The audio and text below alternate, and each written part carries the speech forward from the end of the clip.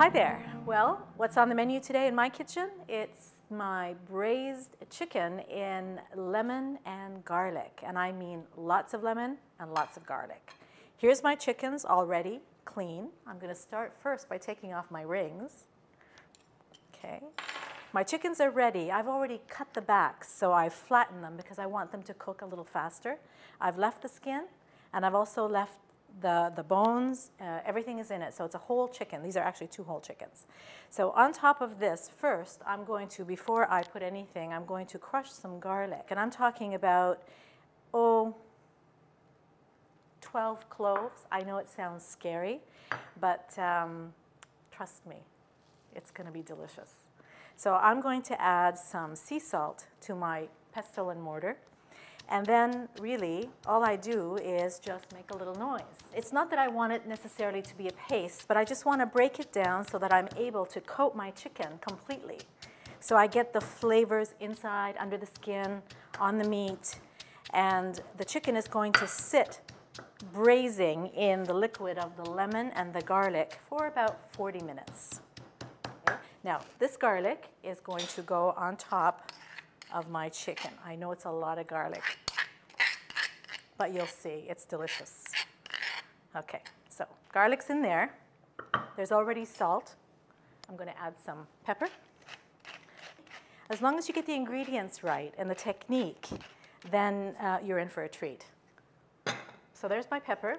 I also add a little bit of smoked paprika. I like that little smoky flavor that it adds to the meat. That's really lovely. I also add a little bit of just normal paprika. So this is not spicy. This is just sweet pepper that's been dried and ground. Okay, so those are my only spices. Now, the next step is probably the most crucial, and that is the lemon. Okay, so I'm going to squeeze a lot of lemon. So right on top of my chicken. Okay, and it doesn't matter that the seeds get inside because they're going to stay behind anyway. This is just to create the liquid that the chicken is going to cook in. So I'm just going to go ahead and squeeze a few more lemons. Here is my last one. Get every little bit of juice out.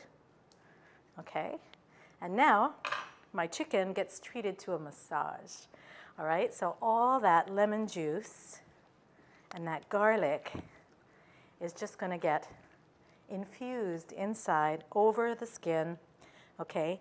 And I try to also fit in the garlic inside between the skin. So I try to get my fingers in between the skin and put some garlic inside as well. So that way you're bringing the flavor down to the meat. Chicken is ready. Bring it over to the stove. And I'm just going to put some, in my hot pot, some oil. Okay, so I just pick up my chicken. You see it has no back. There's that sizzle. I'm just sauteing the skin, and I'm also sauteing the garlic a little bit as well. So all that lemon juice and garlic that's left behind, so that gets poured in.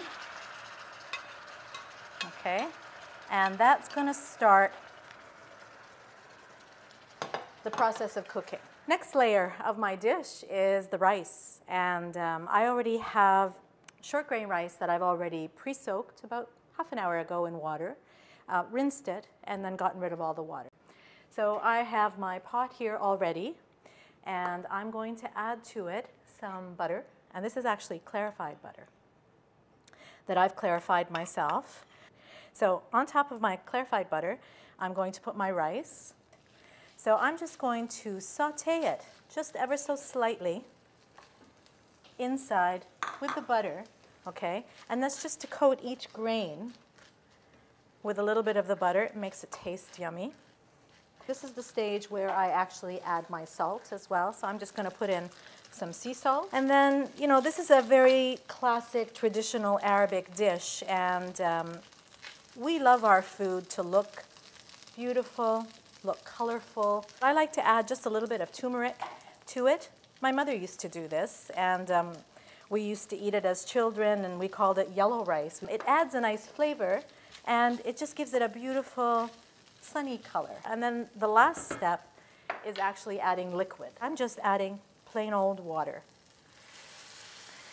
How much water do I put in? That's usually the question people ask me. I'm just going to put in enough water to immerse the rice, okay? Just enough that it covers it completely, not too much, because you do want this water to bubble and evaporate and cook the rice eventually, but have no water at the end of it. It has to be dry and fluffy, okay? So I think I have enough water here. Just give it a quick stir, and then as soon as it boils, I will cover it, turn the temperature down to medium, low, and allow it to simmer gently and cook by itself. You never touch rice. You leave it alone. You don't stir it. You don't want it to get mushy. You just let it do what it's supposed to do. And now the most gorgeous layer of all is the yogurt. Okay? Now this is just plain yogurt that I've made. All I'm going to add to this is a little bit of garlic. And remember all the garlic that was in the chicken? So we're not going to overdo it here. This is just 1 clove of garlic and a little bit of salt, again, just to give it some abrasion. And then I pound away.